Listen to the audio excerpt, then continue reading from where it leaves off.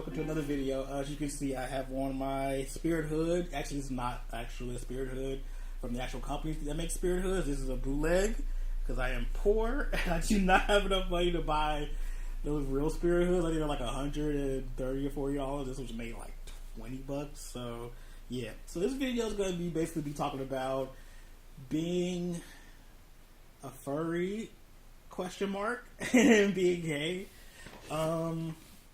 So I've always had like a lot of affinity for anthropomorphic creatures and anthropomorphic characters. Like I used to watch Tiny Toons and Street Sharks and Turtles and Looney Tunes and just all this stuff. Like I always loved talking to animals. I thought that was always cool. And I didn't know it was actually a thing until like maybe like 7 or 8 years ago, even though people are telling me like the whole furry thing has been around for like decades, so I wasn't really privy to that until like maybe 6-7 years ago. But anyway, so I do identify as a person, a part of the furry fandom, but I know that I am not a representative of the community at all. Like my knowledge of the community is very limited, and my participation is very limited as well. However, I do like the artwork, and I do, of course, have a fursona. It's a fox, and he's cool. Yeah, so I'm just going to talk about that and how that situation is, both being a furry and being gay. Which is one thing I do want to say is that I've noticed that a lot of furries are queer in some way or capacity, like either they're gay or asexual, or they're bi or they're pan. Like the amount of actual like straight cis furries is very limited, which I didn't know until much later on. But okay, so a lot of my friends who aren't furries, who are gay, you look at me like I'm crazy. Like, what is this, Michael? What's happening to you? Are you becoming one of those weird people who wear fursuits? And mind you, the people who wear fursuits are still cool. Like me personally, I couldn't wear a fursuit because number one, they're expensive. Number two, they are huge, and they are heavy, and they are really hot. Like, I would sweat my entire life out if I wore one. So, I don't think that aspect is for me, really. I think that's for people who have always wanted to do that. I've never really had a want or desire to wear a fursuit, so that's not my lane, really.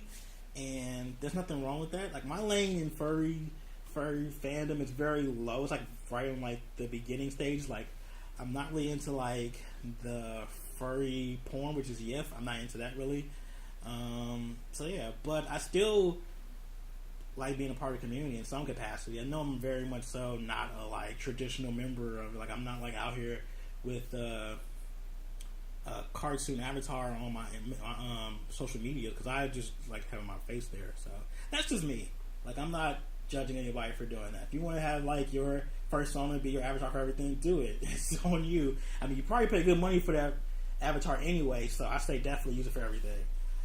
But just the juxtaposition of being gay and then being a part of a fandom like being a furry, and there's so many like negative associations with it, is something that you have to like deal with a lot of times, because people always ask me like a billion questions. People who are just curious about it and have questions, and I'm like, I can only answer so much because I'm not like the ambassador of, you know, the furry fandom and all anyway. I just really enjoy certain aspects of it, and those aspects is the stuff I stick to, and that's pretty much it. Like I don't try to make myself this, and I don't try to make myself be like an example of what it should be, because I'm not that person. I just have a like for the particular fandom, and there's a lot of seedy stuff that's in it, and I don't get involved with that because that's not my lane, and that's perfectly fine too. But I don't judge people who do that stuff, like the more sex-oriented stuff as far as the furry fandom is concerned. So, yeah. But let's jump back to the whole gay, that they balance in those two things.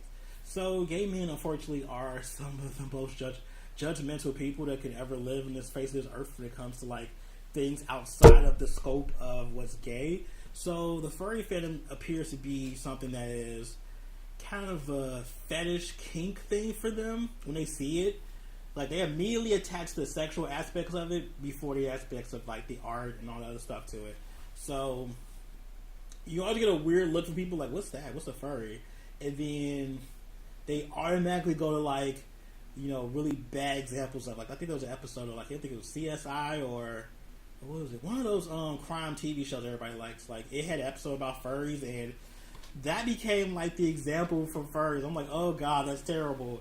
I mean, that particular episode kind of highlighted a specific person within the family. That's not the family as a whole. Like, that's not it. But trying to talk to non-furries that are gay men about it has been challenging to say the least. They think I'm like complete weirdo, and I'm already a weirdo. Like, I'm not like, I'm a complete nerd. Like, I have so much nerd stuff going on with me, but I don't know. I think that we should be a little bit more open-minded to things, and things that don't even, like, if it's not for you, that's great, but don't like be so mean to other people who are not doing anything to harm anybody else. Like, the furry community is very harmless. Like, I've been to the convention last year. Was it Midwest Fur Fest? It was so harmless. All you want to do is like hug and be cute and buy cute things and talk about sex, but to do cute things and be nuzzled and hug and cuddle and sex, because there was a whole section about like what was it, Bad Dragon has like a booth there. They sell all their furry related sex objects and stuff and sex toys. So sex is definitely a part of the fandom, but it's not the only thing about it. Like, there's so much creativity in the fandom, it's crazy. So the convention was fun. I had a good time. I enjoyed hanging out with them. A lot of the furries that I did meet were gay, and they were pretty chill. Like, I didn't feel like I was like this object or like this weirdo or this person outside of it, or I just felt really chill and really. It was the first time being around gay men where I didn't feel like I was being judged the whole time. Because I remember a lot of times I would go to like gay functions and gay events, and I was just like, oh my god, everybody hates me, or everybody thinks I'm ugly, or just like I felt like I'm being picked apart the moment I walk in. And in this situation, when I went to MFF, it was a very different environment, very different. It was really chill. I mean, sure, there was probably a big old like fursuit orgy going on, probably next door down, but the party I had went to with my ex, it was really nice, and people were really friendly. Yeah, it was really, really a great experience, and I think that gay men should be a little bit more open-minded to things that are outside themselves, and furry fandom is not very much different than a lot of other, like, nerd fandoms, like, bronies, or there's a lot of gay men are bronies and get into pony play, but they have an issue with furry. It's weird, but all I would say is that nothing wrong with furries. They're fine. There are levels to everything. Every fandom has I feel like every fandom has like a level of sex that's involved in some way, shape, or form. It's just that finding it may be harder, but it does exist. The anime community has their whole thing with sex, which is, I'm not getting into that. Every community you could think of that's nerd, and every fandom has like a sex part to it, sex component. Yeah, I'll say that. But yeah, I love this spirit of this fur hood. It's fake fur, which is glad, because I don't believe in my foxes dying for somebody's like fur coat or anything. But so yeah, So what do you guys think about furries? Do you know anything about them?